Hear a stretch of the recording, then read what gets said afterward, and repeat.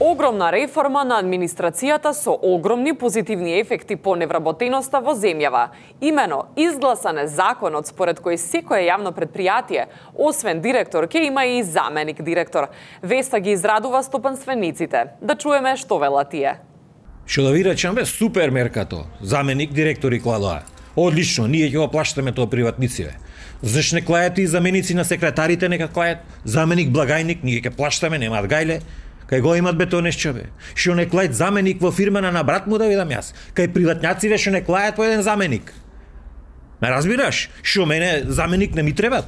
Зашто јас да немам да си клам, негови веќе ги плаштам јас. Бога ништо не личи, без ова ли се боревме, бе. Последнова се гледа со министеров за култура што ни еден проект што не изфинансирал. Парите ги фрлјаме, за тоа ќе ги даваме ние за глупости.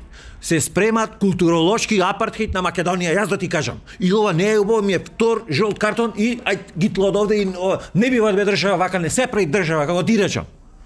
Многу сме разочарани ни овде. Во Охрид.